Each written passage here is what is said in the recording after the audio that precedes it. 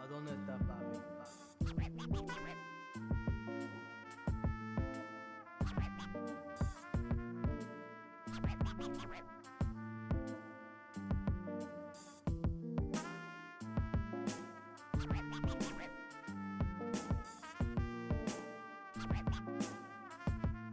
¿A dónde está papi?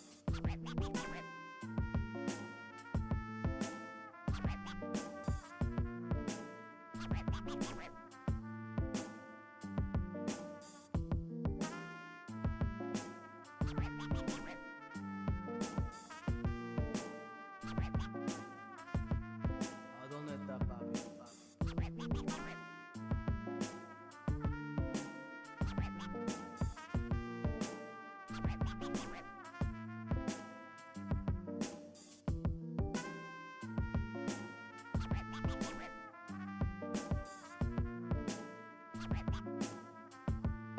¿A dónde está papi?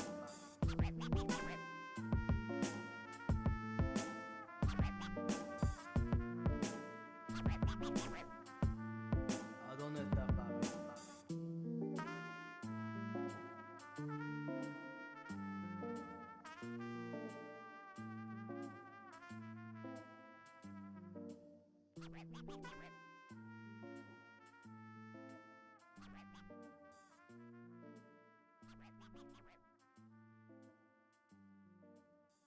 ¿A dónde está papi?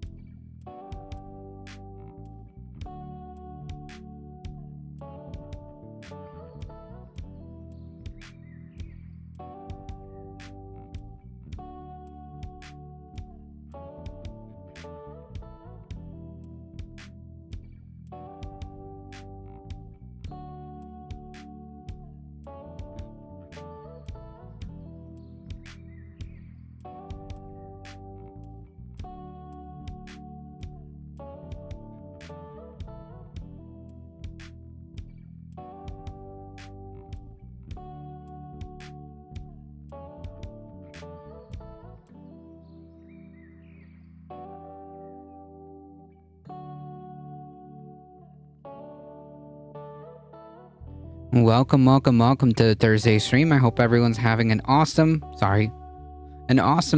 Welcome, everybody. Sorry, we were a little bit confused. Sorry. Welcome, Echo Resto Dragon, Cosmic Seek, and Alio. This one says Wednesday, and the other one said Thursday. Yeah, I know. I'm jumping all over the place, but we got it. We got it corrected. Messed up on that one. Sometimes when I don't have enough time to kind of like mess with things at work, I forget to edit the stream title properly. So it is what it is.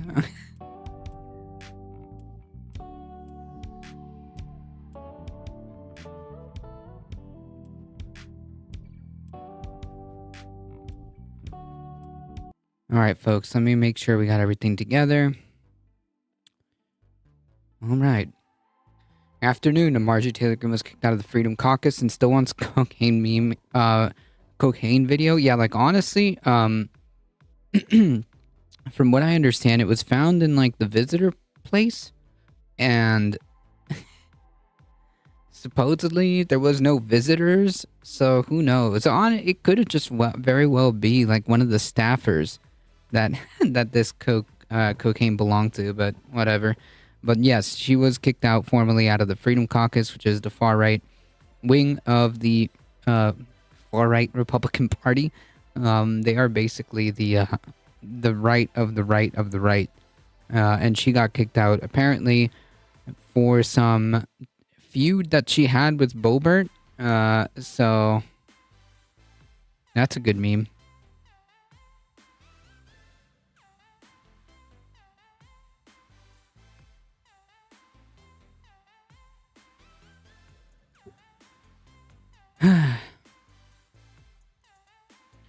Alright, folks, we got a few things to go through, so I guess we should just start going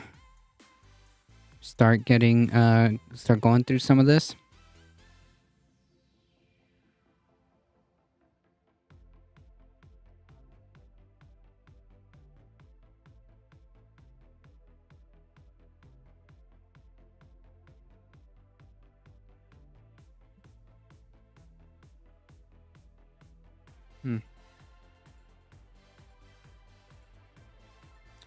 Alright, yeah, everything looks good to go.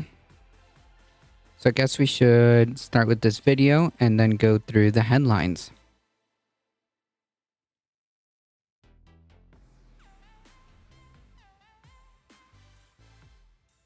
Influence.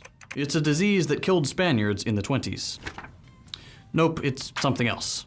Google defines influence as a long sentence you already basically know. But what you might not know is exactly how much effort some people go through to exert it, or how much money they spend.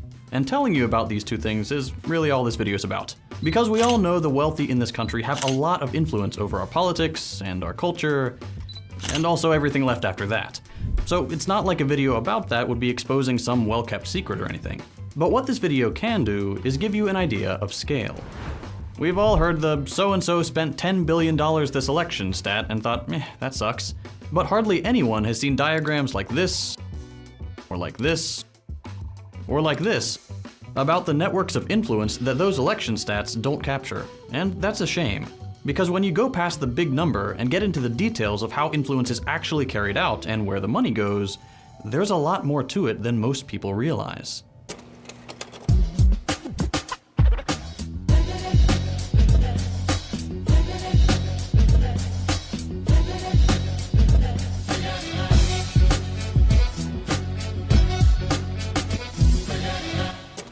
This right here is a really good visual representation of the wealthy's areas of influence, and I made it myself and I got very positive feedback on it.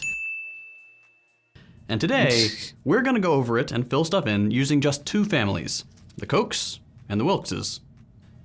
We could do more, but you'll see why just two is more than enough in a sec. All we're gonna do this video is list their different methods of influence, how much they're spending, and its effects. And that's it. Because honestly, I don't need to do anything else to make my point. The facts speak for themselves once I speak to them. Let's start with the Wilkses. This part of the video overlaps a bit with what my buddy Ugopnik did a few months ago, so if you want a more detailed look, go check out his video right here. Anyway, the Wilkses are two brothers with some very far-right politics, who made their billions in the fracking industry. So far so good. These guys could have been happy just casually destroying the place I live, Earth, and you probably would have never heard their name. But they cleverly realized they could use that money from fracking to destroy the other place I live, my brain. Because if you've never heard of the Wilkses before now, you've certainly heard of the online media industries that they fund, PragerU and the Daily Wire. In 2013, the Wilkses dumped over That's who funds the Daily Wire and PragerU? Wow. No wonder you have like these cringe climate change denial videos on PragerU. $5 million into PragerU, and in 2015, they funded the creation of the Daily Wire with $4.7 million in seed money. Let me tell you right now, nobody making socialist content has ever gotten that kind of seed money to do something similar, but we'll get back to that later. What matters right now is what PragerU and the Daily Wire do with all that money. If, like me, you haven't checked in a while, get ready. They push the LGBT grooming narrative and call for increased state violence against those in the queer community. They've said the gay community was, quote, a hell of a lot better off when they were oppressed by the heterosexual monogamists than when they're allied with trans activists. Yeah. Oh boy. I mean, like, this is not surprising, you know, coming from, like, the Daily Wire. Billy Corgan from the Smashing Pumpkins funded Alex Jones, like gave him like capital money or donated to him. That's wild. I didn't know that. Repeating the myth that the biggest threat to queer people is other queer people, not far-right pundits literally calling for them to be imprisoned and executed. They've claimed the 2020 election was fraudulent. No surprises there. They have segments. Yeah.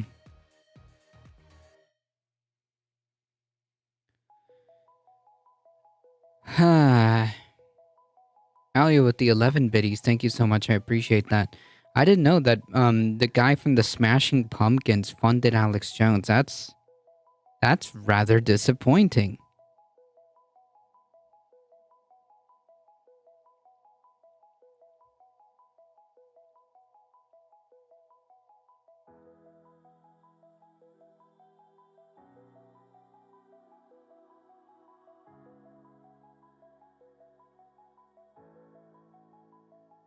That's pretty disappointing. Oh yeah, Matt Walsh Matt Walsh went on this entire screed online about how he should be allowed to use the N-word, basically. Oh my god. I think I tweeted about it too. That's what's wild about this. Talking about how they wish oh so badly that they could say the N-word, and that shopping at Target makes you, quote, gay and a pervert. That one's new. And they're all for book bans and book burnings because the Bible supposedly says that's okay. That climate change is a hoax, or the science just isn't in yet, so don't do anything. Wonder if the fracking billionaires like that one. And they've recently also casually dropped that they believe women are, quote, disproportionately wrecking the West. Yeah. Oh man, not surprising. Not surprising at all. 1 second, folks. Give me 1 quick second.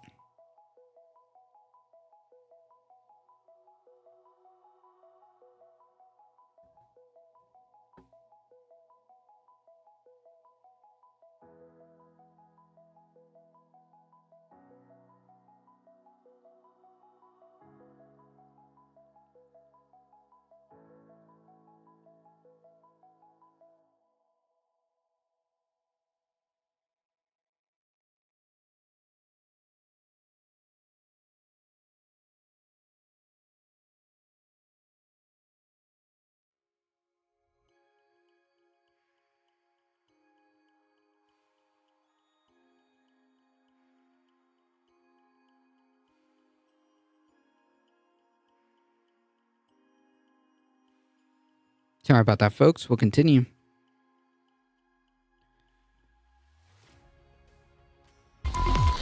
And I'm going to stop here because, one, all these examples are from just 1 month, May 2023 or thereabouts, and two, you get the idea.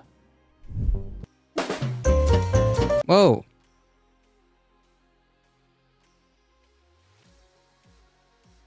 Car Bravo?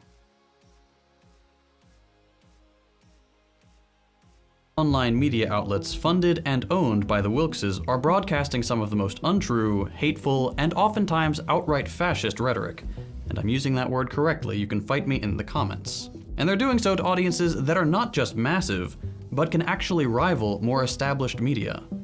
You've seen the obscene subscriber counts of channels like PragerU and Ben Shapiro, but Yep. that's only giving you a small idea of these institutions' reach.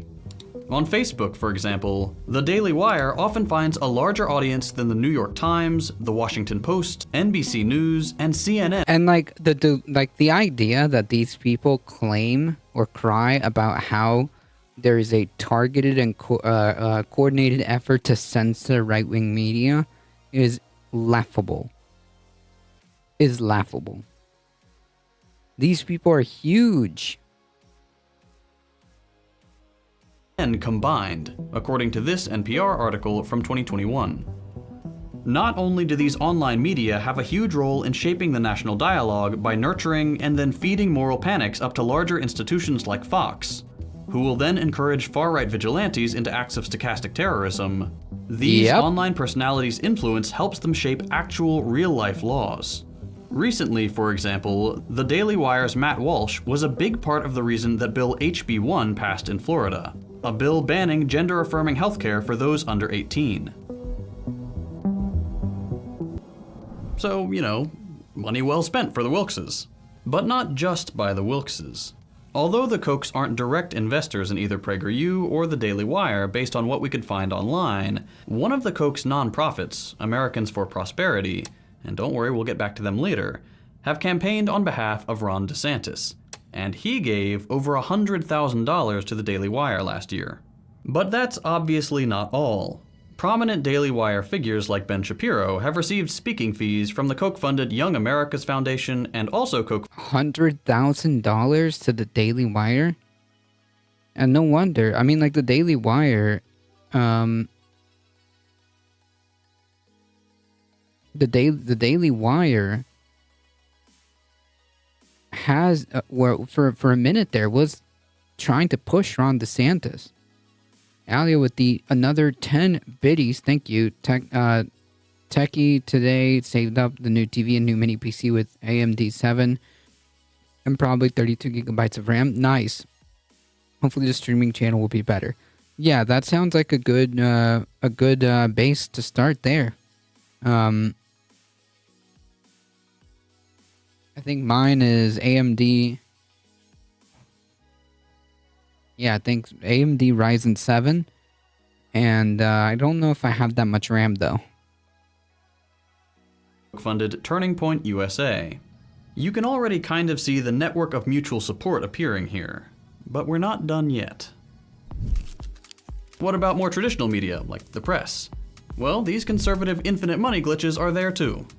For example, Charles Koch has funded Tucker Carlson's media company, The Daily Caller. You might not have heard about The Caller before, but in 2017, it got $980,000 from a combination of funds from the creatively named Charles Koch Institute and the Charles Koch Foundation. And before you get worried, let me reassure you. They do the exact same thing as The Daily Wire and PragerU, just mostly in article format. Their tabloid-style articles are always some variant of, "The barbarians are at the border. It's time to freak out. Queer people are groomers. Trump did nothing wrong." And given that last headline, it probably won't surprise you to find out that on top of the nearly $1 million from Charles Koch, $150,000 of the Daily Caller's funding came from the Trump campaign. And together, those two investments made up over 97% of the Daily Caller's revenue that year. In Jesus Christ. Oh, man. other words, Carlson's paper simply wouldn't exist without the Kochs and Trump money. And it's pretty obvious what kind of messages that money is buying and spreading. But even though Carlson is a celebrity, the Daily Caller really isn't. Even with $1 million in a single year, it's a relatively fringe media outlet catering to an audience already convinced of some pretty extreme far-right politics. You probably hadn't heard of it before this video. But what you definitely have heard of is The Atlantic. And the Kochs are there too. We've now entered into the real big boy press world, by the way. This is a major, generally well-respected press outlet, and, well, some of their journalists have either gotten cash prizes for the Koch brothers' Reason Foundation, or are themselves heads. The Reason Foundation, like Reason TV, that's like the libertarian nonsense. The libertarian organization. Of Koch-funded organizations like FIRE, the Foundation for Individual Rights and Expression. And what kinds of articles do these Koch-affiliated journalists write in The Atlantic? As you might expect, given everything else in this video, they talk about how free speech is under threat and you can't say anything anymore. While, you know, getting paid quite a bit to say exactly that in a major magazine. And because this really is quite a tight-knit group, in the process of writing these articles, they happen to stumble into defending guys like Jordan Peterson, a guy who really can't say anything because of the darn woke mob. Up yours, woke moralists. Oh man. Honestly, unironically, that's my my favorite clip of this guy. Up yours, woke moralist. We'll see who cancels who.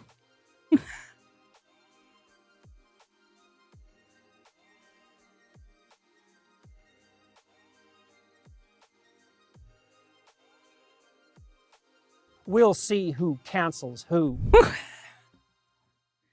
Oh my god. Like with a lot of other conservative ventures in the free speech circles, this strategy funnels a mainstream audience, in this case that of a pretty legitimate magazine, to a climate change denier and well-known transphobe also getting his own cut of the Koch fund by painting him as a victim. Truly, no one could have seen this coming. And I chose to talk about The Atlantic here because it bridges the gap to the whole Daily Wire crowd quite nicely. But The Atlantic is far from the only press outlet the Kochs are putting money into.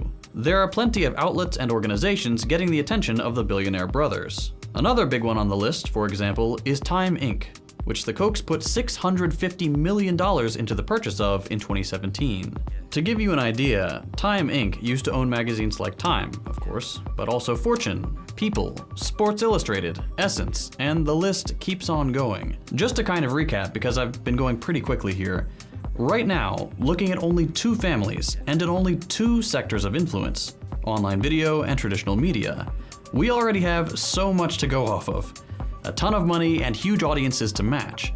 The Kochs and the Wilkses have, thus far in the video, already spent hundreds of millions to either completely command or have a pretty direct impact on the editorial line of massive media organizations reaching millions of people in the US. These organizations then use their funds to spread homophobic, transphobic, and climate skeptic rhetoric, or will serve as a bridge to other figures receiving conservative funding like Jordan Peterson, who will make these statements more aggressively than better respected press can afford to.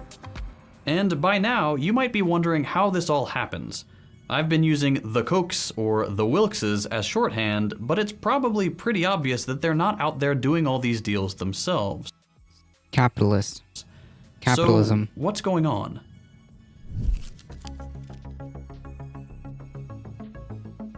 This last column is kind of a grab bag. Throughout this video, you've heard me bring up a number of different organizations. Americans for Prosperity, the Reason Foundation, the Charles Koch Foundation and Institute, FIRE, and so on. All of these organizations' funding can be traced back to a couple sources. Another set of organizations with names like Stand Together, Donors Trust, TC4 Trust, or Americans for Prosperity.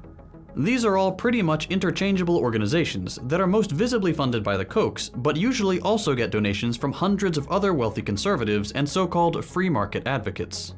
Take Stand Together as a quick example. It's one of these centers from which a lot of the influence money flows down to the smaller orgs that have come up throughout the last 15 minutes. On their website, Stand Together describes themselves as a, quote, philanthropic community, but that's a little vague.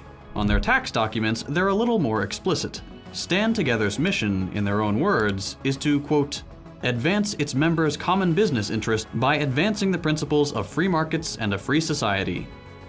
You get the idea. Philanthropy, business owners making more money. Potato, potato. And this goes for most of these organizations, which are almost all nonprofits that, quote, do virtually nothing but pass grants through to other politically active 501c4 organizations. So what else do they do when they move these funds around if it's not to either of the other two media categories? Georgia's coastline answers the I bet they fund it to political campaigns. Well, for starters, they'll fund AstroTurf groups like Speech First, a student group, quote, defending free speech on college campuses, that happens to get funding and professional leadership money up the chain from Donors Trust. Or, still on college campuses, Koch-led funds will be directed at academic departments.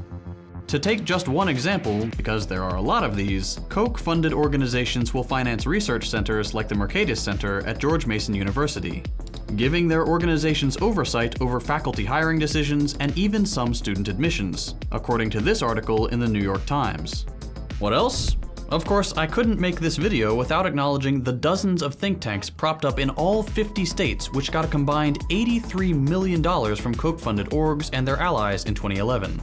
Important names include the Heritage Foundation, the Cato Institute, and the Manhattan Institute. You'll remember the Heritage Foundation from every piece of climate change denial research ever. Yeah, the Heritage Foundation is pretty freaking notorious for this shit. SV Harkin, how's it going? College students learning to grift, yep. Cato Institute for also denying climate change, and the Manhattan Institute for being the place where the critical race theory moral panic began. But the story doesn't end there. These think tanks, alongside a number of the other organizations in what has been called the Kochtopus, are deeply involved in yet another type of influence, lobbying, which they do at every level of the American government. Through the Americans for Prosperity group in particular, the Kochs and their fossil fuel allies have spent hundreds of millions of dollars on attack ads against Democratic candidates, most visibly against Obama in 2012. They have also poured a lot of money into the campaign funds of conservatives at the far right of the Republican Party, after failing to successfully prop up the Tea Party in order to push Republicans closer to the extreme. You might say they succeeded. And there is so much more. From the Mont Pelerin Society to the NRA to countless hundreds of other student groups, politicians, media organizations, He's doing the Pepe Silva meme.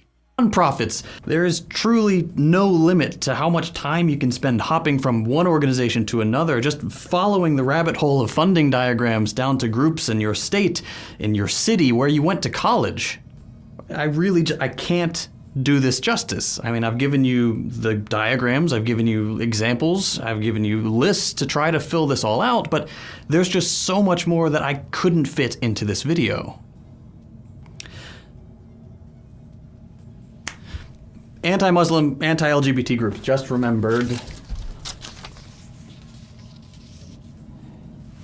There. Between 2014 and 2018, Donors Trust and Donors Capital Fund gave, quote, $13 million to organizations that profess anti-Muslim, anti-immigrant, or anti-LGBTQ sentiments, including more than $2.7 million to nonprofits considered hate groups by SPLC.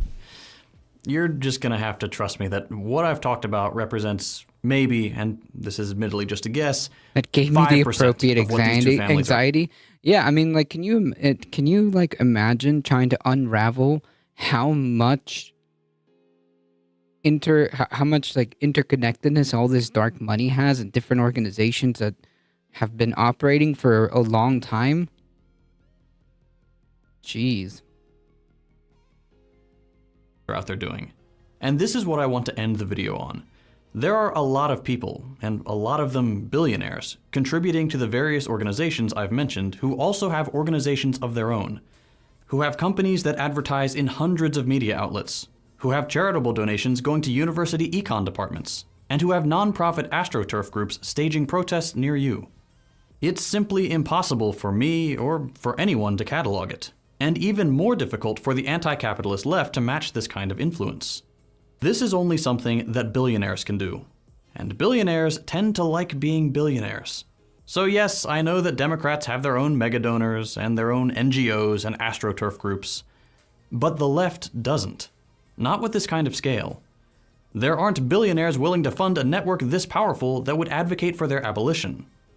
And as a fun exercise to close out the video, let me give you an idea of what it would take to try and match what the right has without being a capitalist billionaire. What you're going to want to do is take your salary and set it all aside. Don't spend any money whatsoever. Do that for 10 years. Now find a way to multiply that by 100. By Either wait 90 100? more years or maybe invest in stocks or something. I don't know. Multiply it by 100 somehow. If my math is right, you should now have roughly $56 million set aside. That's good. That's great. I'm really proud of you. You're 0.1% of the way there.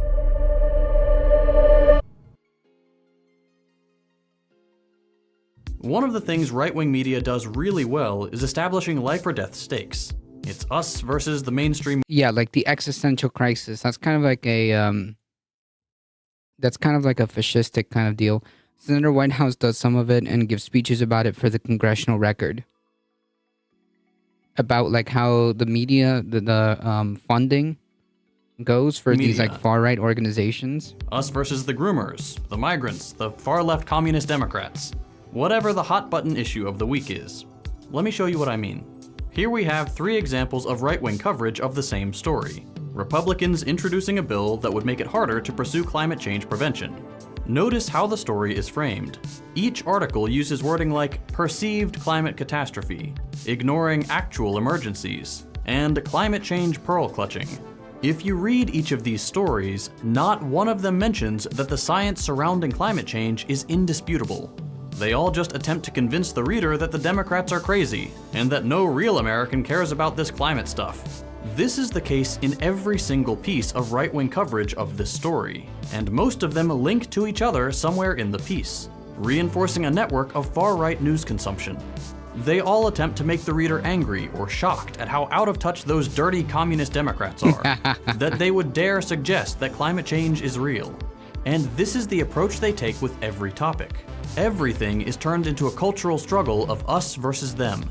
The key here is to remember who benefits from this kind of coverage. And Ground News goes a long way towards helping the reader understand what interests are funding each of these outlets. This is something I get asked about a lot. How do I help parents or friends break out of their little propaganda bubble? It's great to analyze an event like this, examining wording to look for bias and determining who's behind each outlet. Media literacy. Where the dark money comes from and what it does in politics. Yeah. But that's a lot of work. It'd be nice if a lot more people would be talking about that. New research shows that a state of manufactured anger leaves a person vulnerable to conspiracy and misinformation. Huh. Well then, damn. It sounds like Fox News and the far right have this down to a fucking science. I mean, yeah.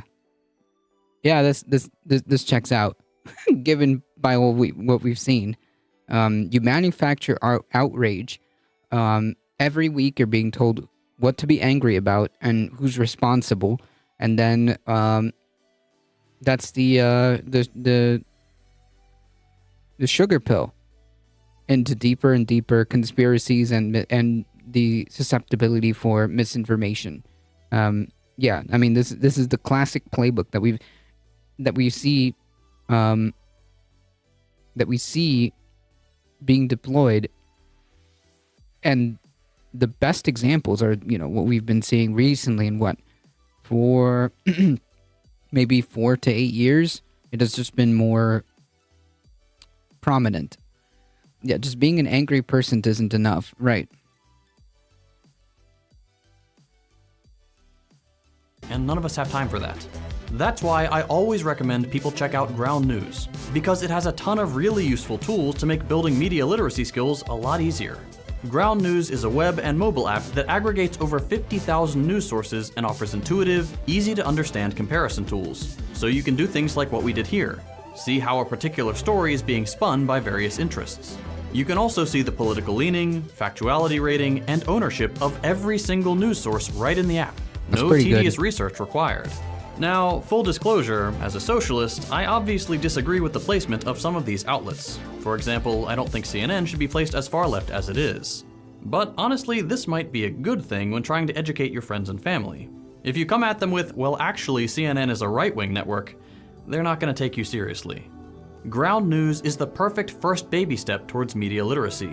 If you're looking for a way to give your friends and family a great set of tools to understand media bias, who it serves, and how to spot it, I highly recommend you check out Ground News at the link below. They're currently offering a 30% discount for their Vantage subscription to all Second Thought viewers, which you can only redeem at ground.news/secondthought. All right, cool. Point being is Ground News is actually pretty good. I used to use them for a while. I think there was another one that went belly up. I forget the name of it. Newsy? I forget. There's several of these type of apps or websites, but yeah, I used to use Ground News a lot.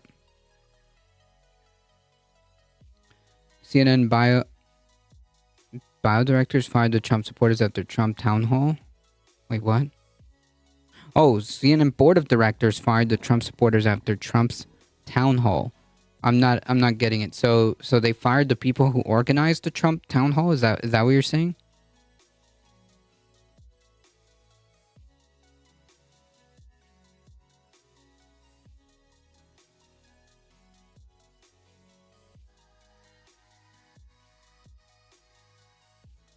Oh, at the network? Gotcha. Yeah, I mean, like, the fact that they decided to make that town hall and were completely unprepared and just kind of let this guy just, you know, do whatever he wants without any kind of proper pushback or training is absurd. I read it's good to expose the character of a newspaper. If CNN is more right than left, then you should argue for why it is more right and not smooth things over for the feelings or sympathies of relatives. Yeah, but you also have to understand that if you are going to talk to an IRL person, especially someone who's close, you know, you have to. I know what you're saying, and I know that you're right, but human beings don't operate like that. Obviously, the truth is the truth is the truth. No doubt about it. But at the same time, if you need to convince people and kind of move them in a certain direction, you kind of have to speak their language, if that makes sense. Ariana Jasmine rating with a party of 62. Thank you so much. I appreciate that. Welcome, everybody. Welcome, welcome, welcome. Thank you, thank you, thank you, thank you. Folks, if you have not seen me before, I'm a Difficult Truth. I do the news, I do the politics. If you guys enjoy this day, please make sure you hit the follow button. As so many of you have already started doing, you get free emotes as well. Thank you so much. Please take a second to check out twitch.tv/Ariana Jasmine _. Thank you so much. I appreciate that. I'm feeling blonde. Welcome. Thank you for the follow. I appreciate that. Let me just do a quick thank you. Felicity, welcome. Sun Devil 123, thank you. I'm feeling blonde. What's up? How's it going? VCC TV, thank you for the follow. Captain Flags, thank you for the follow. Welcome. Thank you, thank you, thank you, thank you. Let me see if I can get a quick shout out.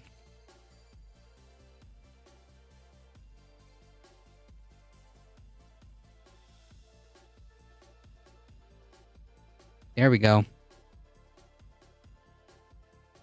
All right. Thank you so much for the raid. I appreciate it.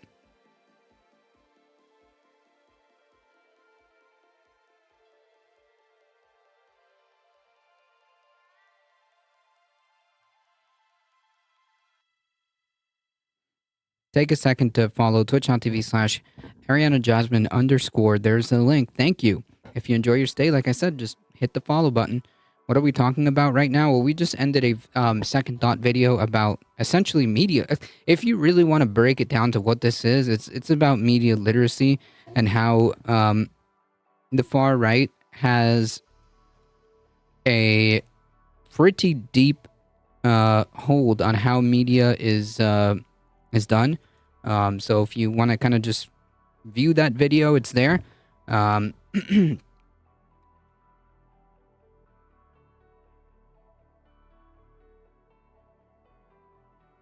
Second thought video. Pog, indeed. You can't go wrong with the second thought video. But yeah, there's the link if you want to check it out on your own time.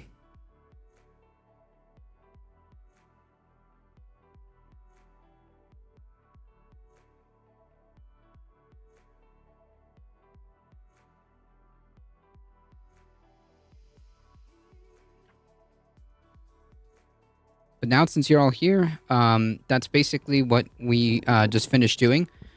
So I guess we're going to switch gears.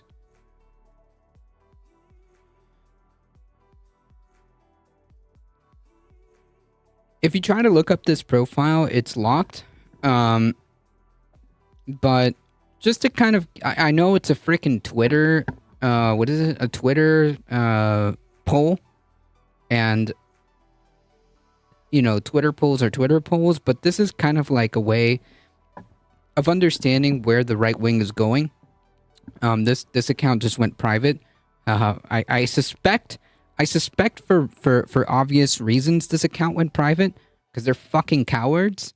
But they decided to post a poll saying that would you support a modern Nazi party if in power they ban gender-affirming surgeries, usury pornography, and gay pride parades.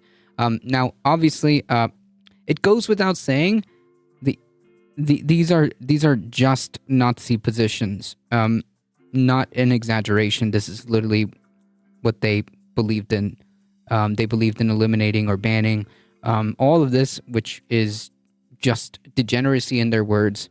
So all of this would be banned in Nazi Germany and a modern Nazi movement. In fact, that's exactly what they advocate for. Arya Starlight, thank you for the follow. I appreciate it. So this is just kind of a bellwether as to where we are with the right wing over here. And to have Goebbels himself made this poll, unironically. And to have this guy then go private, what a fucking coward. What a fucking coward.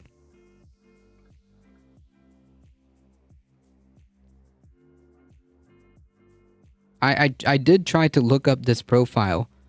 And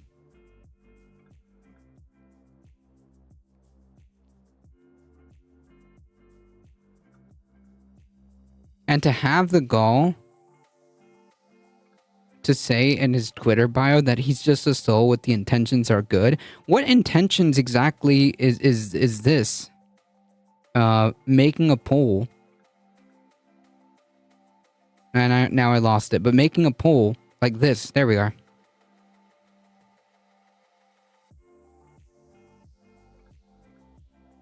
There are no good intentions when you make a poll like this. And the fact that 84% of 5,455 votes is pretty deeply disturbing.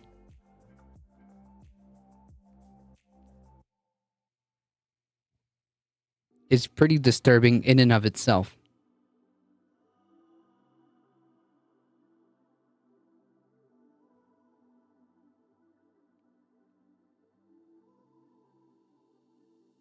So that's just kind of a prelude to set the stage up for this article. Oh yeah, they're out there. 100%. Robert F. Kennedy Jr. and his group are fans of a fringe streamer who claims that Hitler was a Rothschild and he was utterly set up. Yeah. Robert F. Kennedy Jr. and his organization Children's Health Defense. Children's Health Defense. Okay. Are fans and promoters of James Corbett, a Sandy Hook and 9/11 conspiracy theorist who claimed, so an Alex Jones type, was claimed that Hitler was, quote, a Rothschild, and Hitler and the Nazis were 100% completely and utterly set up by the international banking community and the international crony capitals. He means the Jews. Okay? This is about as outwardly JQ posting as it gets here. This is literally the JQ. Although I've never seen it posed this way, but This is what he means. He means they were set up by the Jews. Yeah, so I don't understand like why there was a sort of traction that was starting to catch on with this Robert F. Kennedy dude. He's absolutely delusional, okay? And there's no reason to support this guy at all. And there's a reason why even left-leaning people are sounding the alarm with this guy. The fact that he's out there palling around with fucking Roger Stone and has had a massive support from the right wing is enough red flags for me. Kennedy has thanked Corbett for his supposedly extraordinary work for keeping the public informed. Informed about what? The Jewish question? That's kind of, oh boy. Oh man. And Kennedy's anti-vaccine group has featured Corbett in numerous videos and a recent symposium. No surprise. Trump and several associates have been praising Kennedy's presidential campaign. No surprise there, with longtime advisor Roger Stone stating that the Democrats' candidacy will help soften Joe Biden up for his defeat by Donald Trump, which is why he's being propped up by these people. To be quite frank, I don't know how much of an impact this guy is going to actually have, but absolutely that's what they're going to try to do. Wait, there is a question, okay? They are anti-Semitic.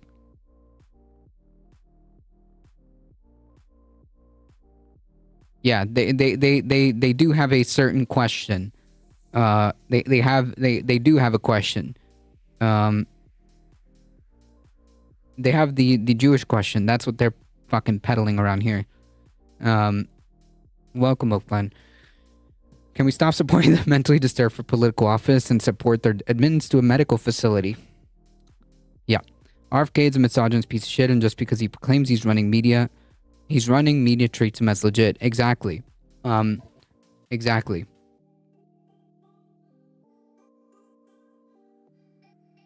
Right-wing media figures, including former senior Trump advisor Steve Bannon, have also been propping up his candidacy. If Steve Bannon is propping up your candidacy, that's another massive red flag.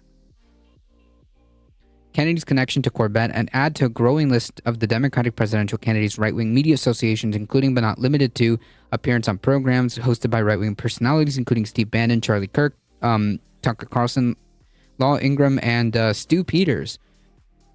Stu Peters is unironically a flat earther, if I remember. I think I saw him post something about flat Earth, and then I just blocked them because I just don't want to see that garbage. But yeah, if I remember correctly, I think Stu Peters is unironically a fucking flat earther.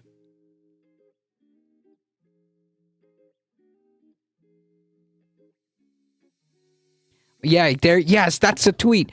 That's it. Show me the curve. Yes, that's the tweet that made me block him from Twitter. Yes. It was something to that effect. Oh, hold on. Did I Hey, Globus, how's it going? I just say that as a meme? Oh, no, I think he unironically said something like that because it rings a bell. If I can find it, oh man. I don't know, because I kind of blocked him, but I think he said something to that effect, and that's what just jeez.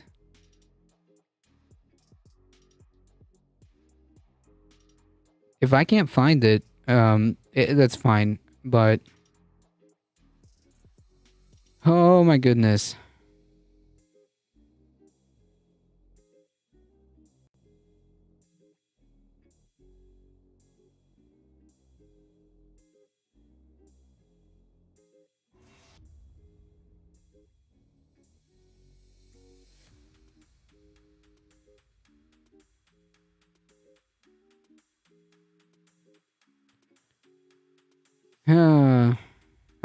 I'm hoping that I still that I can still find it, or maybe I didn't.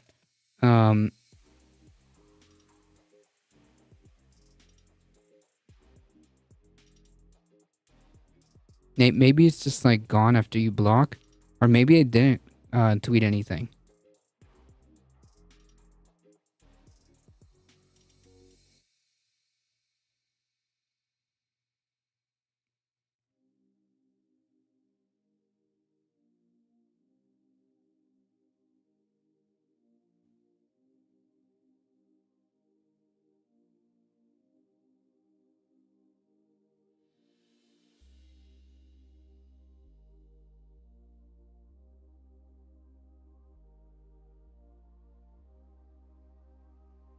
Nah, I can't find it. Oh well.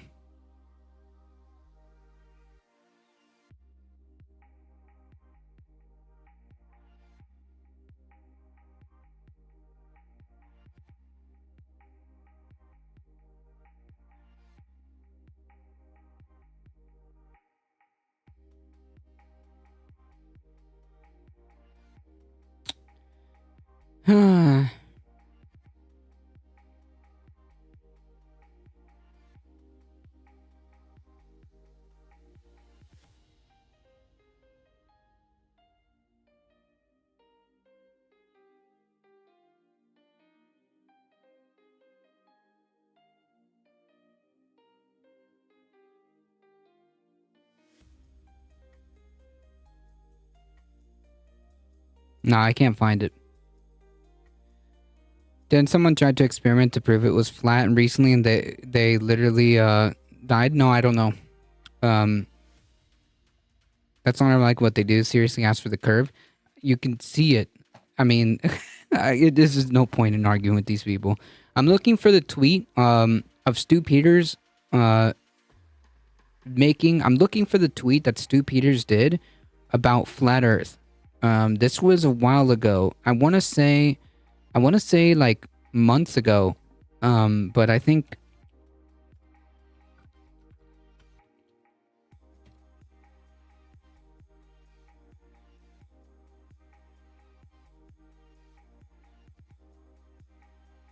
oh yeah, here it is. I found it. I found the screenshot anyways. I wonder what the psychology of a flat earther is. You can't, I'm not even gonna try. Let's see, open image in a new tab. This is it right here. Strange how only NASA's camera pick up the Earth's curvature. Literally, that's it. They did the meme.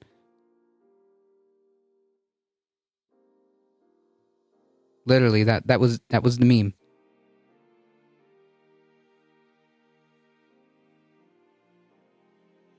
There we go. I found it.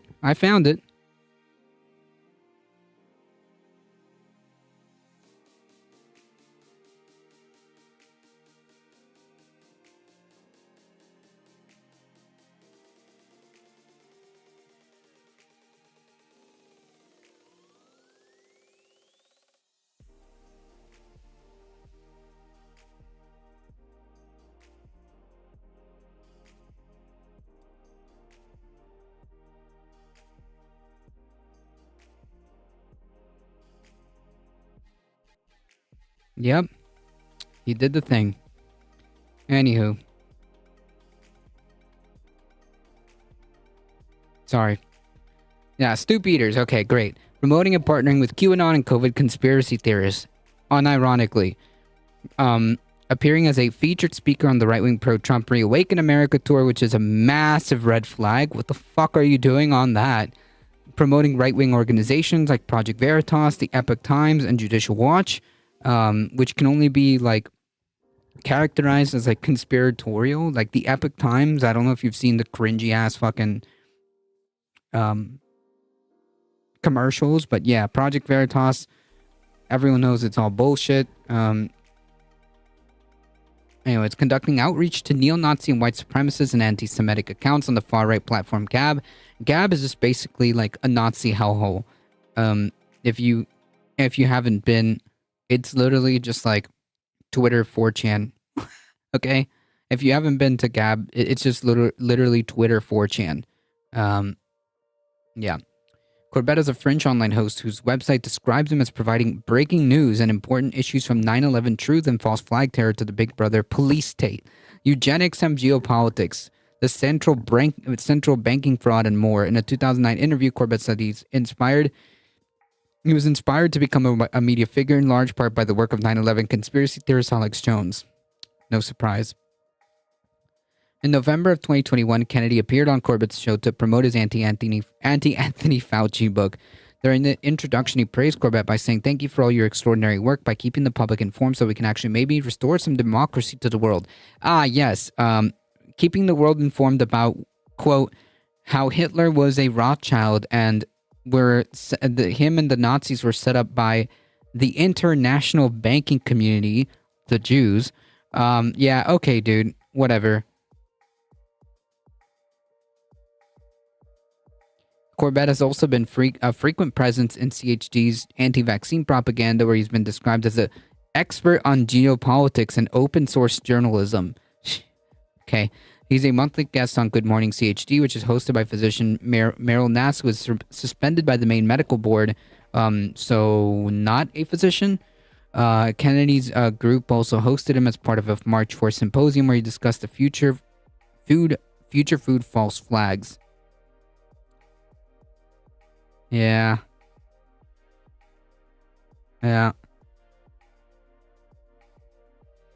Rothschild are some of the world's biggest bankers. Confused? What do you mean? It just means it's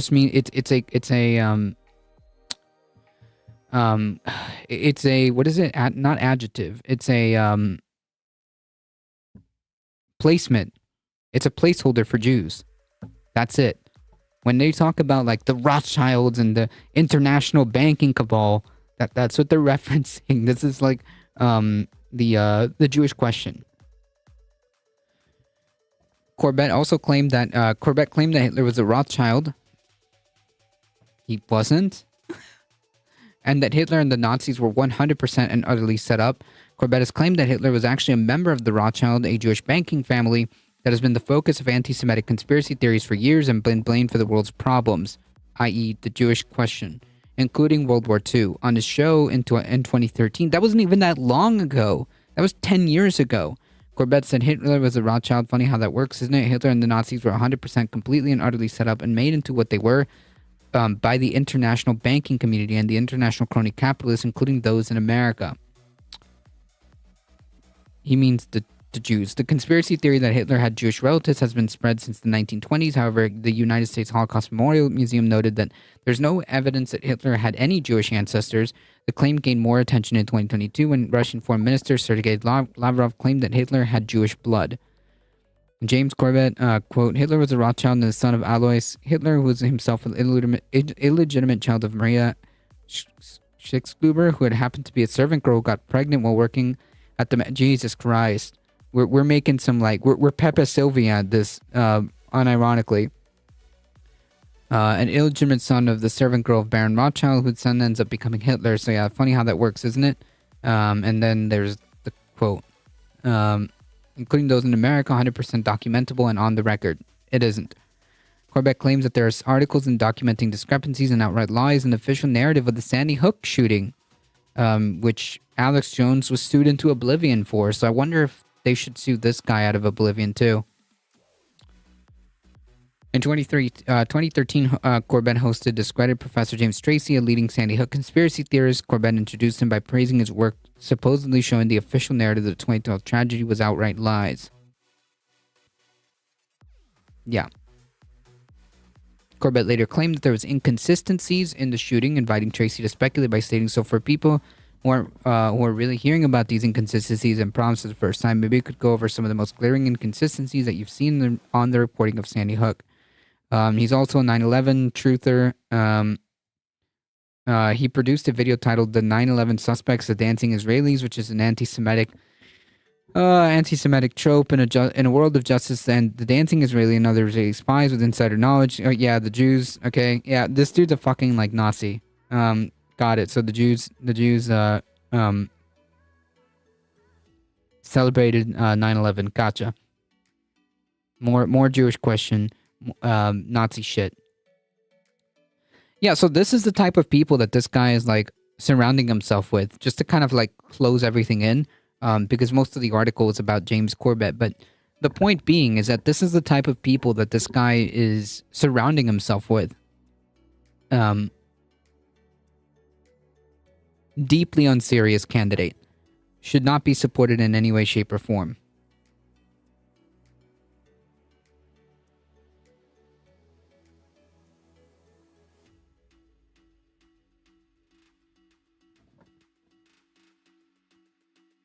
Strapped into the echo chamber, RFK is?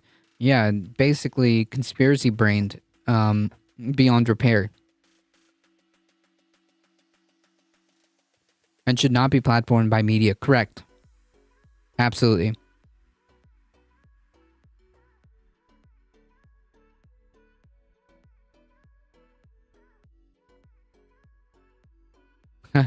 Thanks, Joe Rogan, who also platformed him, didn't he?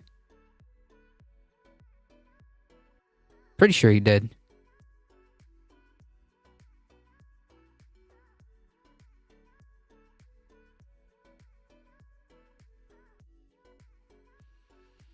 Yep. Wow.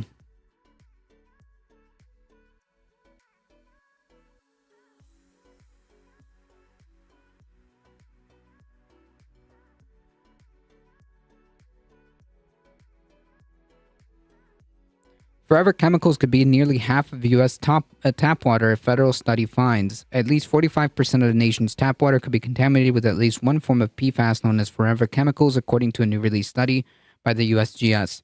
The man-made chemicals, of which there are thousands, are all found in sort of places from non-stick cookware to stain-resistant carpets to contaminated sources of food and water. They break down very slowly and build up in people, animals, and environment over time. I mean, this is kind of like another product of the fossil fuel industry. Really. This is super messed up. Research has linked exposure to PFAS to adverse health effects in humans, from an increased risk of certain cancers, increased obesity, high cholesterol, decreased fertility, and development effects like low birth weight in children. This USGS study can help members of the public to understand the risk of exposure and inform policy and management decisions regarding testing and treatment options for drinking water, said Kelly Smalling, USGS research chemist who is the lead author of the new study released on Wednesday, told NPR over email. This study is the first to compare PFAS in tap water from both public and private supplies on a broad scale throughout the country. It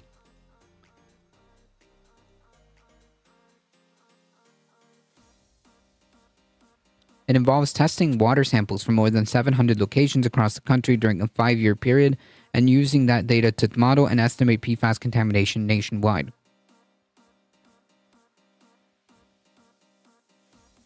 Please don't fall for the lab leak grifters, which includes some shitbag academics. Yeah, I mean, we don't have we don't have conclusive. We can't say without a doubt that this was, if you're talking about the pandemic, that this was a lab leak. We just don't know. There's more evidence pointing to a zoonotic origin. There's more evidence pointing to a zoonotic origin than not. I believe even some more recent evidence kind of pointed us more in that direction. At the end of the day, we got to deal with it all the same. True? And it comes from the federal government is looking to create new regulations for toxins in drinking water. The US EPA issued drinking water health advisories for two of the most prevalent compounds, PFOA and PFOS, in June of 2022, warning that they pose health risks even at low levels, so that the government at levels so low that the government can't detect them. USGS tested for 32 individual PFAS compounds and said in a release that EPA's recent advisories for PFOS and PFOA were exceeded in every sample in which they detected in the study. While the USGS, which describes itself as an unbiased and impartial science organization, doesn't offer policy recommendation in its report, Smallings points to several key takeaways. For once, he said it highlights the importance of collecting PFAS data from private wells, which are monitored at homeowners' discretion and not regulated by the EPA the way public sources are. It also has implications for the general population. Most state and federal monitoring programs typically measure exposure to PFAS and other pollutants at the water treatment plant or groundwater wells that supply them.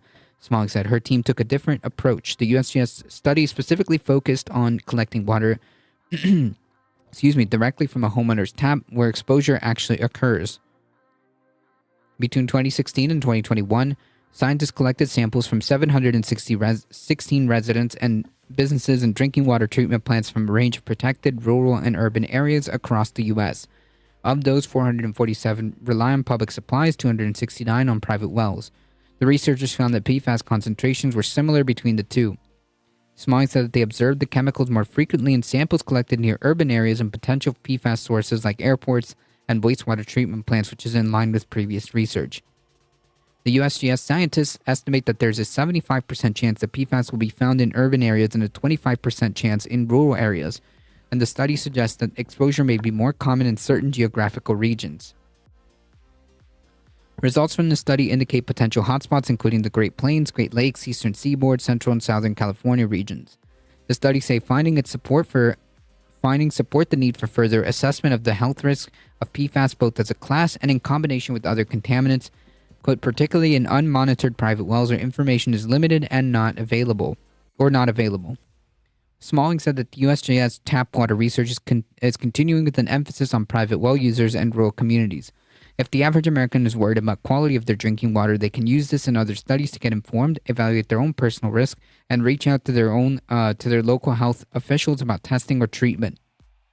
The EPA recommends finding out whether PFAS chemicals are in your drinking water either by calling your local water utility or conducting regular well testing depending on your source.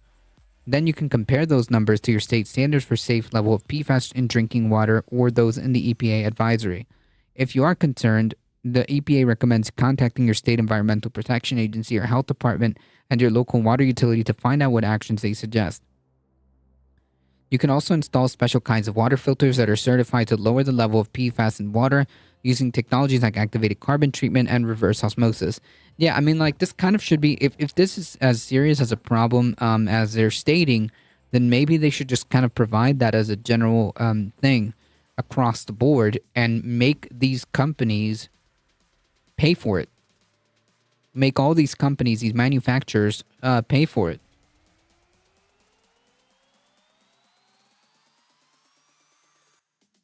They're the ones that are causing this problem.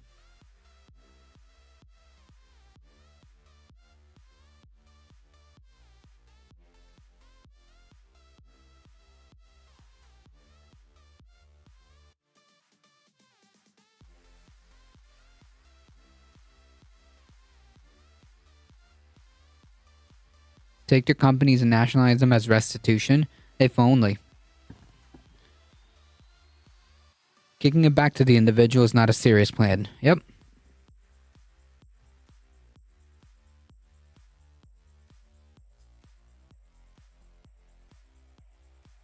Meanwhile, there are federal efforts underway to limit forever chemicals in the drinking water. In March, EPA proposed the first federal drinking water limits on 6 forms of PFAS, which estimates could reduce PFAS exposure for nearly 100 million Americans. The proposed regulation would require water systems to do costly testing and mitigation work and be transparent with the results. They don't cover the 1 in 8 Americans who get their water from private wells and would generally be responsible for their own testing and filtration. Plus, many activists and scientists would like to see regulations that cover more type of PFAS and limit them at the source rather than cleaning them up after the fact. Yeah, and like a lot of these companies also, as soon as something gets regulated, they just come up with a slightly different compound and then say, well, it's not technically that, but it's still a PFAS. The agency can make changes to its proposal based on public comments before issuing a final rule, which it aims to do by the end of the year.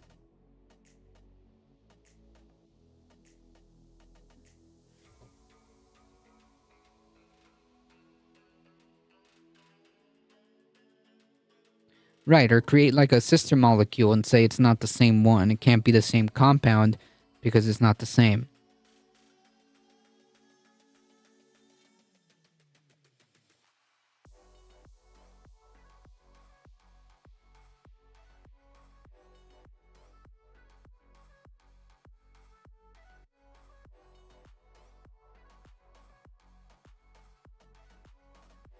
I don't know my chemistries. Me neither. to be quite frank. Just Breaking Bad? Yeah, I don't know my chemistry either.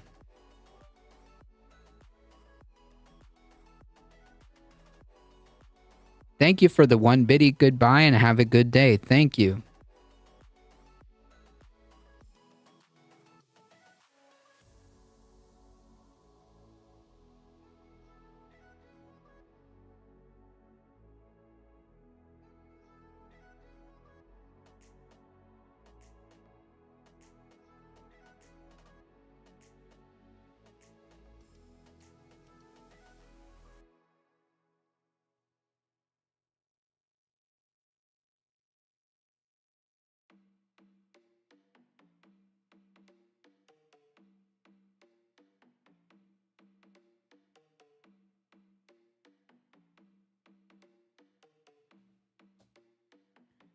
All right, folks. Before we get into this one, I think we should probably. Well, folks, this Whoa! is another day of our Q&A session that, again, I am doing all week because I am out of town. I didn't want to leave y'all with nothing, so I put a post a week and All right, so this would probably lead into the next week and a half article. ago on our YouTube community page asking for you to ask me questions that I can answer in videos that are going up all throughout this week. We've had several days of it already, got a couple more days coming up. I actually love doing this because this is such a good way to connect with people. So let's get started today. We have a question from, and I know I'm going to mispronounce this. I don't even know if it's supposed to be a name, but Gobiobi5030 says, please provide an overview of the specific proceedings/investigations relating to Santos, the status of each of these investigations, and if it can be predicted when a jury could begin to rule on the individual facts and what the minimum maximum verdicts are to be expected in each case. Wow. It's a tall order.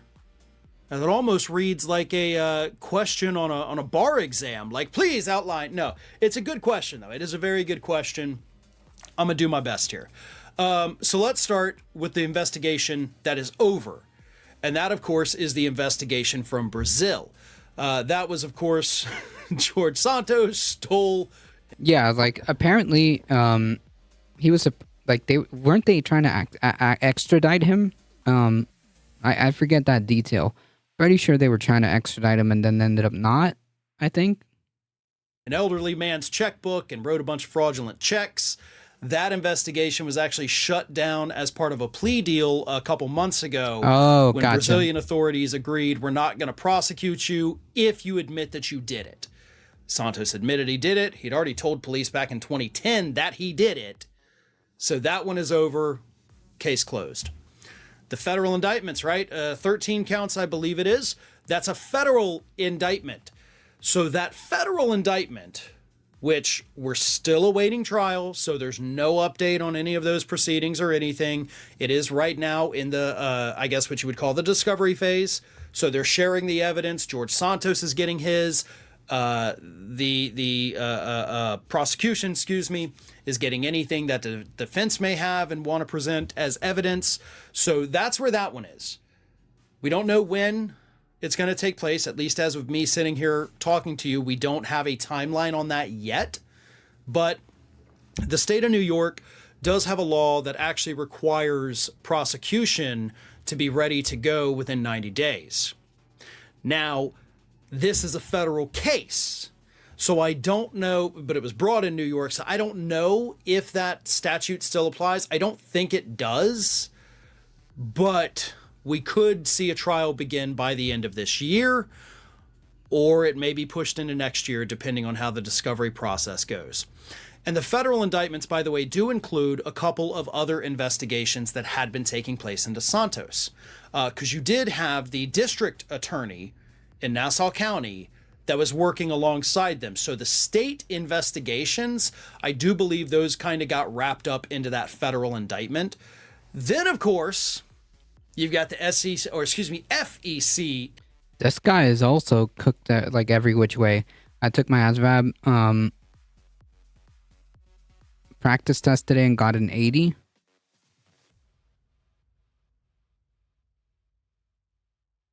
Is that good? Simon Locker, welcome. Don't you have any better opportunities than the military? Oh, so that's for the military? That's right. ASVAB. ASVAB test.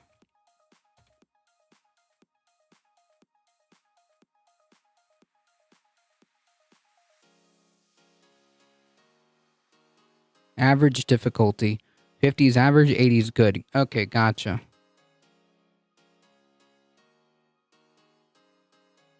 Investigation. The FEC investigation is still ongoing. It's investigating Santos for pretty much the same thing as he was indicted for. If he is found guilty of that, it's just a fine. Because campaign finance laws are a joke here in the United States, so if they found he broke the law, he'll pay them money and be on his way. In New York, he could be looking at several decades in jail maximum if he is convicted. You have the House Ethics investigation, which, because it's run by Republicans, we have no updates on, and it's probably not going to go anywhere. There's no way that they're going to give this guy decades. No way. And then you've got one that everybody's forgotten about, because it's one that I think could actually result in the longest prison sentence for George Santos, and that, of course, is the Seattle investigation. The credit card skimming scheme that his former roommate engaged in, and the former roommate told the press a couple months ago, George Santos helped me do it. He was my accomplice. Basically, the roommate says, I was his accomplice. It was his idea. He taught me how to do it. In that investigation, by the way, that former I didn't roommate, even know. I didn't even know this was going on. Hey, how's it going, NOK Life? I didn't even know this was going on. Is this a new one? A new scam? was in fact convicted and then deported. But an interesting thing happened with it. The Seattle Police Department never officially closed that investigation. So that investigation is still open and could be still ongoing. Now, they're very tight-lipped. They're not telling us what's happening with it, but that's one you should definitely keep your eye on. And unfortunately, I mean, I don't have as many updates, I know, as you would like, because a lot of these investigations are very quiet. Trust me, I've been scouring, I've been looking, trying to find the information. But there's a lot going on, and George Santos could be spending the next several decades behind bars. Yeah, doubt it. I mean, like maybe some prison time, but I don't know. I don't even know if they'll convict him. My expectations for any type of accountability are pretty low. Not gonna lie.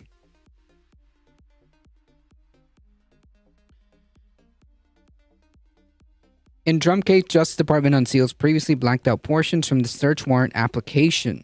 These are the photographs. The Justice Department on Wednesday disclosed some of the previously blacked out portions of a warrant application it submitted last year to gain authorization to search former President Trump's Florida property for classified documents. Key portions of the document have already been made public, but media organizations, including the Associated Press, had pressed for further unsealing in light of the 38-count indictment last month charging Trump and his valet Walt Nauta, who's currently, I think he pled not guilty, just recently. I think it was yesterday or today. Officially, he pled not guilty. With concealing classified records at Mar-a-Lago from investigators, and Magistrate Judge Bruce Reinhart declined to order the Justice Department to unseal the search warrant affidavit in its entirety, but did require prosecutors to publicly file a less redacted affidavit. The newly revealed paragraphs lay out important evidence that prosecutors had gathered well before the search took place, recounting how surveillance footage from inside the property showed dozens of boxes being relocated by a Trump aide in the days before the FBI and the Justice Department investigators visited the home to collect the records. During that June 3rd, 2022 visit, law enforcement officials were handed an envelope of 38 classified documents and were told that all the records sought by a subpoena were being turned over and a diligent search of the home had been done. But investigators had reason to believe that was not true based on the relocation of the boxes that they had observed on video, and that additional records remained at the house. So he lied. Or whoever was in charge of that lied if it wasn't himself. So I think this is where these are where the grounds of obstruction are starting to be built on. The movement of boxes by Naoto was detailed in last month's indictment, but its inclusion in the search warrant affidavit, helps explain why the Justice Department felt it had probable cause to search Trump's home in August of 2022, and why investigators were concerned that documents were intentionally being intentionally withheld from them. The affidavit recounts how someone identified only as Witness 5 was seen on multiple days carrying either cardboard or banker's boxes and out of the anteroom at the house. The affidavit does not mention Naoto by name, but the dates of the actions as well as an FBI interview during which the location of the boxes was a significant subject of questioning line up with the dates cited in this indictment, i.e., it's pretty understood that it was this guy that they're talking about. Naoto is set to be arraigned in federal court in Miami on Thursday. Trump has already pleaded not guilty to more than 36 felony counts, many alleging willful retention of national defense information. Yeah.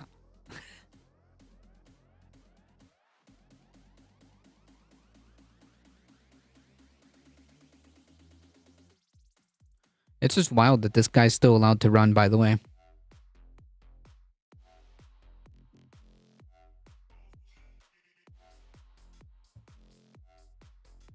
Completely fine.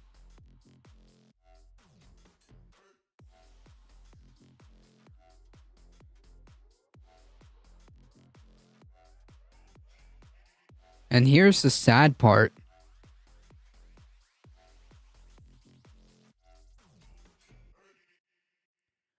Trump pulled in $35 million more than $35 million in the second quarter. Donald Trump nearly doubled his fundraising during the second quarter of 2023, an indication that legal troubles are propelling his campaign financially. I mean, how big and how embarrassing, how big of a bunch of suckers these people are to keep donating to his campaign or to keep sustaining his campaign financially. How embarrassing is it that we have so many people giving this guy money?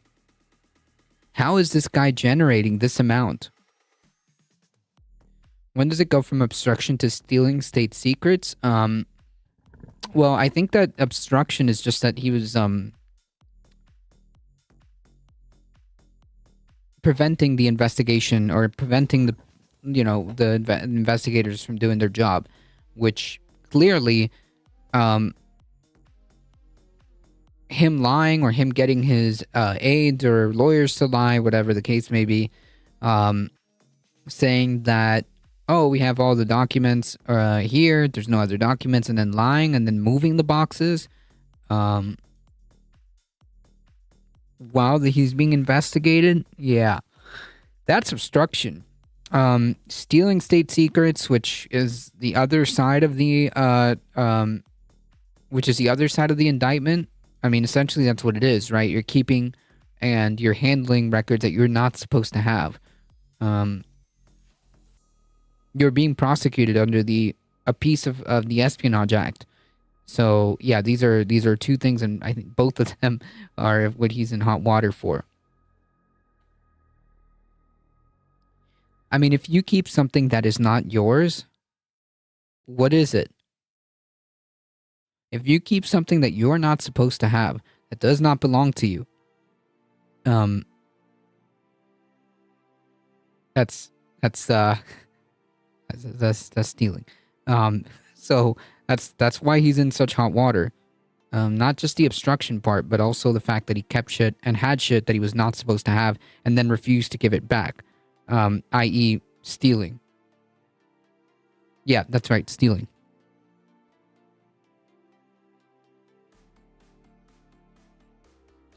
The former president's joint fundraising committee raked in more than $35 million, according to the campaign official. That figures about twice the $18.8 million the committee raised in the first quarter of the year. The joint fundraising committee split by two entities, the Trump's official campaign and his leadership political action committee, Save America.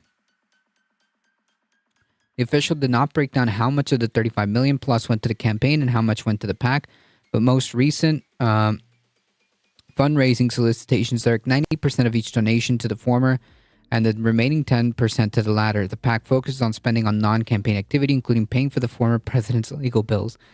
The The amount raised is likely to further cement Trump's status as a front-runner of the Republican nomination. It also underscores that the twin indictments he's facing, with the possibility of more to come, are mobilizing his base of online donors.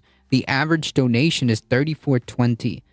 It's just mind-boggling how deep the cult goes, how deep the cult is with these Republicans. They are literally giving him money.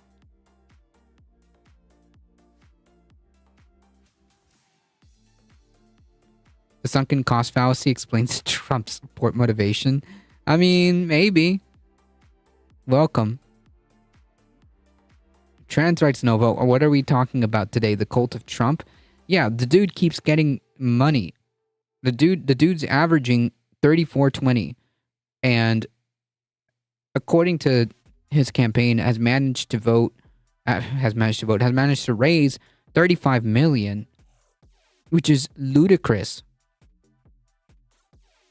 When will these MAGA fools be broke?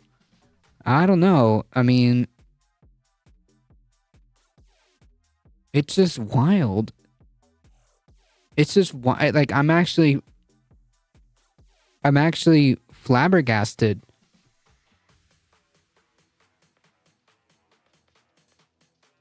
Does he get to keep the money if he loses or quits? I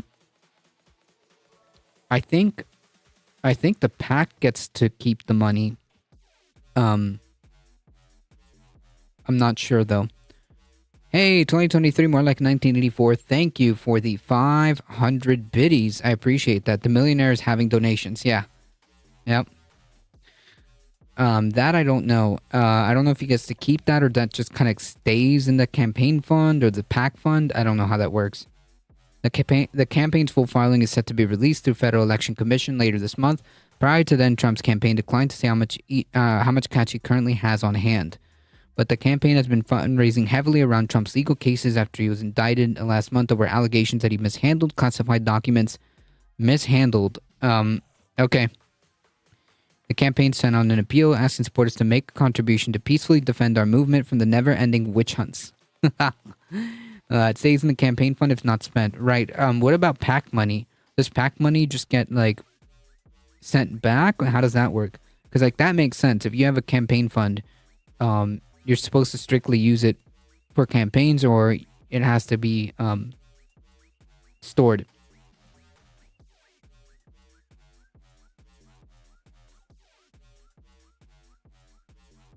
Another solicitation asks Trump supporters to prove that you will never surrender our country to the radical left. So basically, oh my God, not a cult, by the way. Former president has also been winning large donors. Last month, the campaign hosted its first in-person fundraiser at his Bedminster, New Jersey golf club. At the same evening, he was arraigned in the documents case. Jesus. Trump is the first major candidate to release his second quarter fundraising totals. Florida Governor DeSantis, main rival for the Republican nomination, raised $8.2 million in the first 24 hours after his late May launch, though his campaign has not said how much he's raised since. I mean, it's not even close. 8 million to 35, 34? It's not even close. Anywho.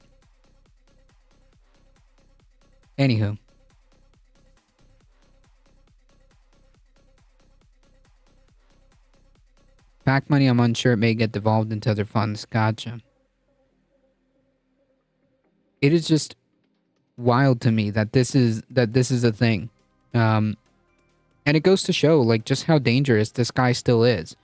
Do not sleep on this. Do not sleep on this. He may, he definitely he got indicted twice. Potentially more indictments may be coming down the pipeline, and they don't care. He's not really losing. He's not gaining support, but he's not really losing support. And he has a very, very real shot at winning the presidency. That's freaking scary.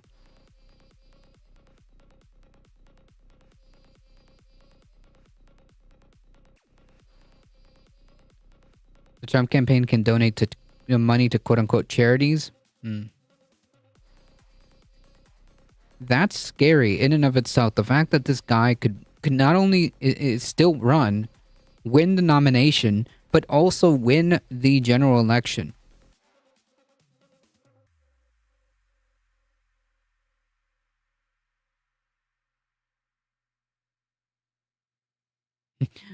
Went directly into Trump University. Okay, that was weird. Anywho. You may have mentioned this, but Trump is paying for legal cases. Yeah, I think it was mentioned in the article. But Trump is paying for legal cases. DeSantis may also have legal issues. I told people do not support Republicans. Yeah, there's no reason to support Republicans at all. But nonetheless, it's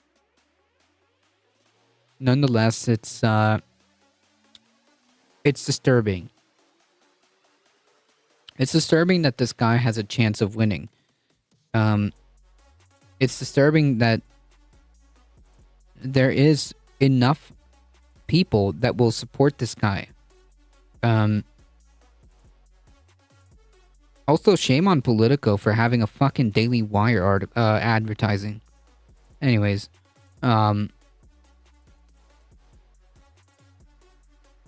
think he's most likely going to win. It's a possibility. The fact that that's in play is very scary. The fact that it's a very real possibility, it's very scary. The right has all of it, the left sucks ass. I mean, like, we don't have a left here. Joe Brandon isn't the left. Both DeSantis and Trump are not poor, so if people donate to them, it's still not votes. Yeah, it doesn't matter. It gives you it's like polls. It gives you a bellwether as to how much cash on hand, which translates to how much advertising and how much resources they have to pour into this campaign, which increases the chances of success. But like, it doesn't translate to votes, but it does give you an idea. Plenty of leftists do the heavy lifting for the Democrats. I mean, yeah. I mean, kind of.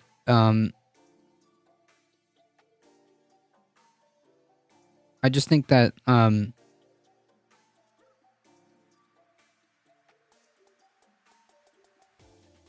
we don't have a very powerful left. We're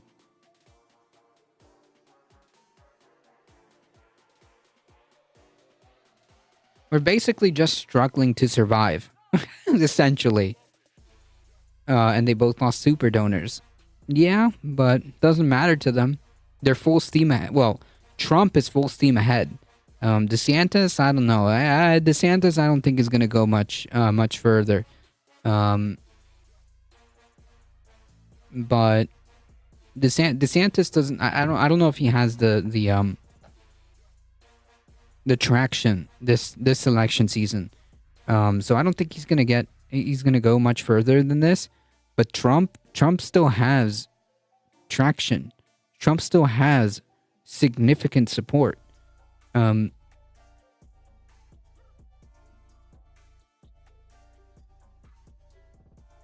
is very scary.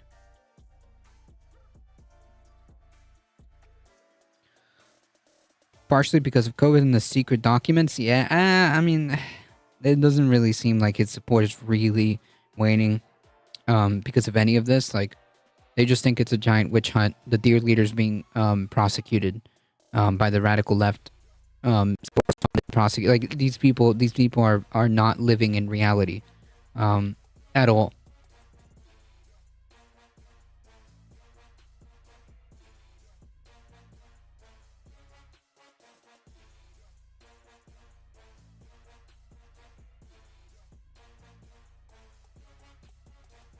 All right, let's talk about this because I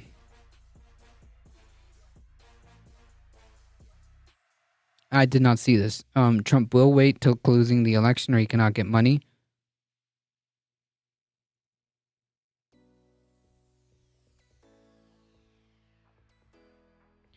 The Supreme Court's surprising overturn of a 47-year-old precedent on religious accommodation. Last week, the Supreme Court handed landmark decisions, I guess that's one way of putting it, on affirmative action, student loan forgiveness, and LGBTQ rights. While these cases rightfully received significant public attention, an equally important case, Groff versus DeJoy, which addresses religious accommodations in the workplace, ended up flying under the radar. The dispute in this case involved a Sabbatarian postal worker in rural Pennsylvania who quit his job and sued his employer after being subjected to progressive discipline for refusing to work his Sunday shifts. In a surprising unanimous decision written by Samuel Alito, the Supreme Court totally ignored almost 50-year-old precedent and significantly reinterpreted a major federal statute, Title 7 of the Civil Rights Act of 1964, while pretending that it was relying on its previous decisions. It is not surprising that the conservative justices ruled as they did because some had explicitly stated that they wanted to overturn their prior narrow decision on religious accommodation. However, it comes to a real shock that every liberal justice joined in the pretense that the court was not overturning long-standing precedent. I mean, these are all, liberal or not. This is a hyper-religious court. They're all Catholic. So it is not out of pocket to say that this is a pretty religious court as it is. To understand why the court's action is so disturbing, some background is needed. Title 7. The question I want to answer to is, if Trump won in 2020, how can he run again? After all, the presidents can only be elected for 2 terms. You can't logic out of something that wasn't logicked into. He knows this. But his cult can be fed whatever it is that they need to be fed. Actually he won, but we got to win again, but it was stolen. So we just got to win again. It doesn't matter. There's no logic. You can't rationalize this. Obviously, if he won in 2020, how could he be running again? Yeah, it just didn't make any sense. Because there is no sense to begin with. It doesn't matter. It's all feelings. It's all feelings and outrage, and the peddling of outrage.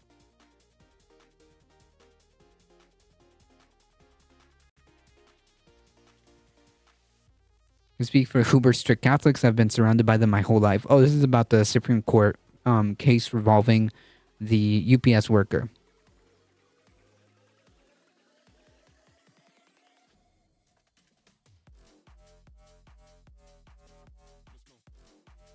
An alarm, to understand why the court's action is so disturbing, some background is needed. Title 7 requires employers to accommodate the religious needs of employees if they can do so without undue hardships on the conduct of the employer's business.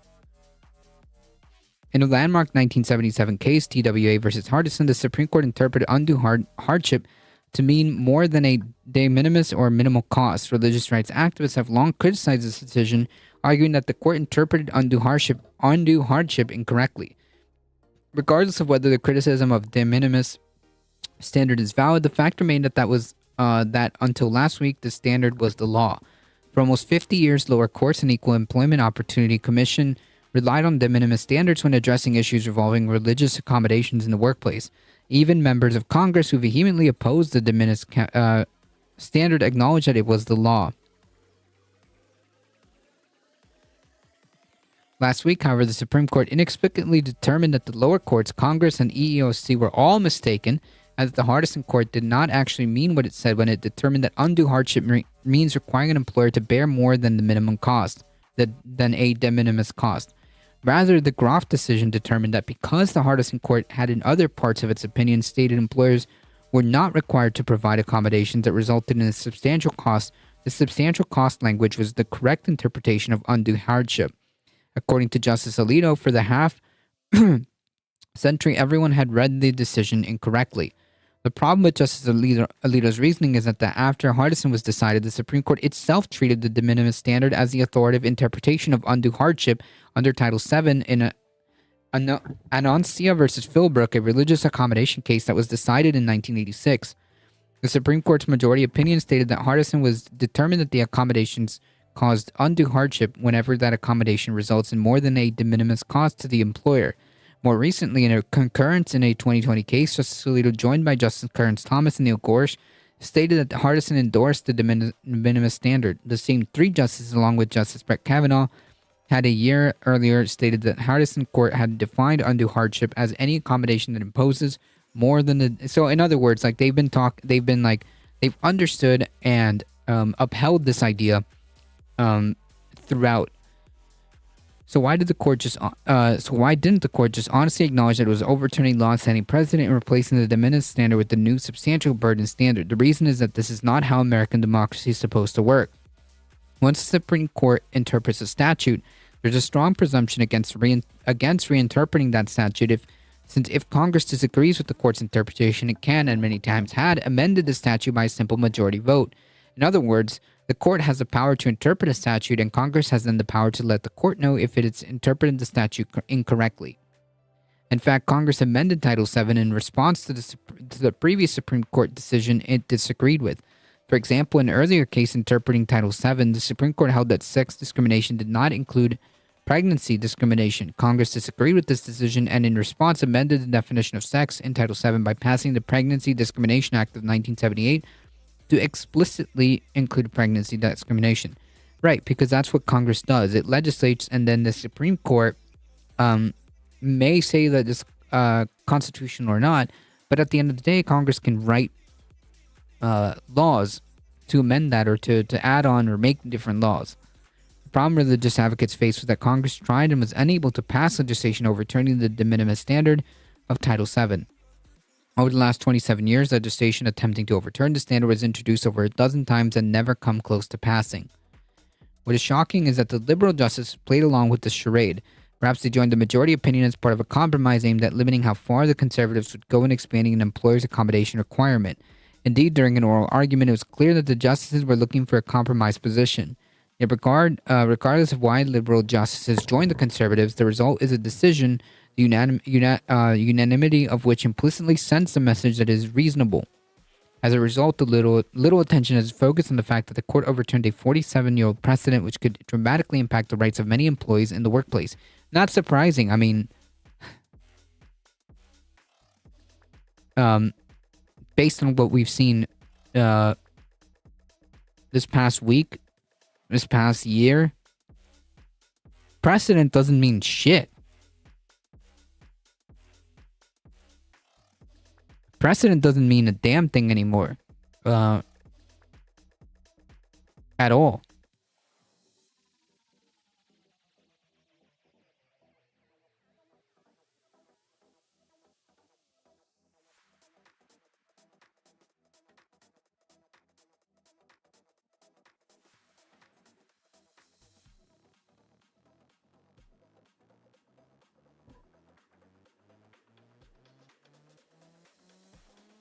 Not to mention, I suppose it depends on what kind of precedent. But it is disturbing that a Supreme Court can interpret something with regards to like workers' rights pretty consistently for decades and then just make an about face.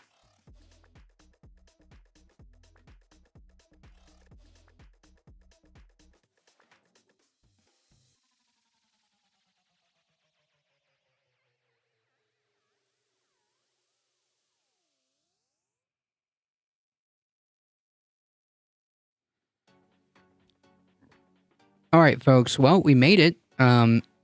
We made it through all the articles today.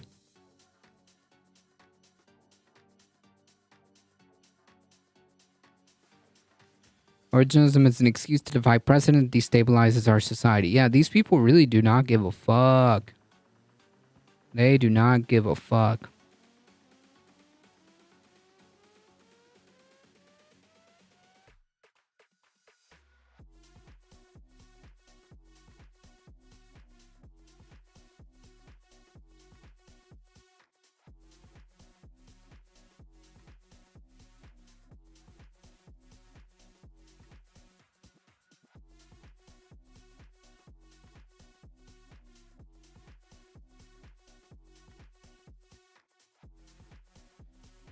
All right, folks. We did it. We made it through. Folks, if you enjoy the content and you want to support the channel, but can't do so in a monetary sense, you can always hit the follow button. It really does help us out. As Old Salty just did. Thank you so much. I appreciate that. And also, if you want to go even further beyond, you can go to the YouTube channel and hit the subscribe button. It really does help us out. As 243 of you have already done so. Thank you guys so much. I appreciate it. YouTube serves as a backup second home. So if you want to just kind of hit the subscribe button and just kind of leave that there, that's fine. Spread the word far and wide. We're here Monday through Thursday, 5 p.m. Eastern Time. We'll be back on Monday. Thank you so much for the folks that are new here. If you guys enjoy the content, feel free to come back. We're here every Monday through Thursday around 5 p.m. Eastern.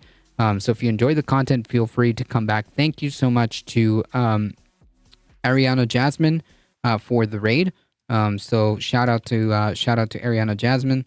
Another shout out here. Another couple of shout outs before I go. Shout out to Globus the Elder. Let's see if I can do this here. Shout out to Aliosher.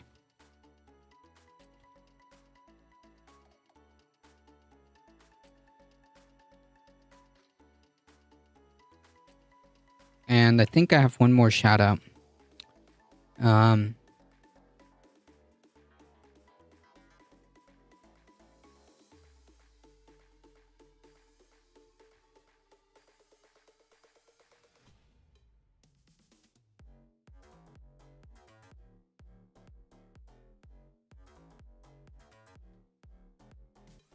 Always a pleasure. Thank you. Appreciate it.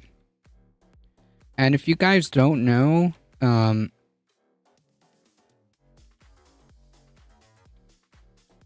y'all should just go follow Bleep Blop Ben, alright?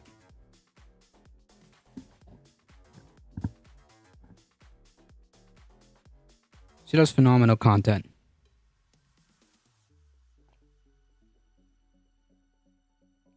I know my channel is nowhere near as big, but if a few of you go over there, and go show her some love, that would be great too.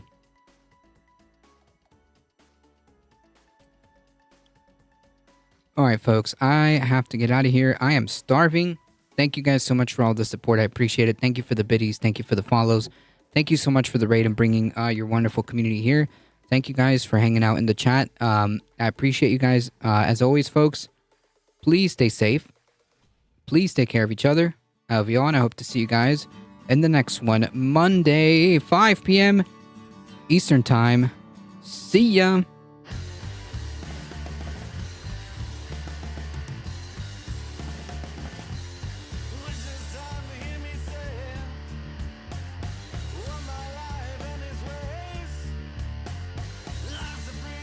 Appreciate that, SV Harkin.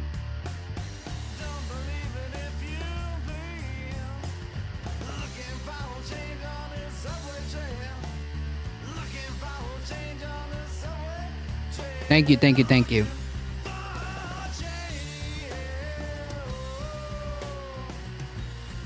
Alright, folks, hang tight. We're heading out in 5, 4, 3, 2, 1. See ya.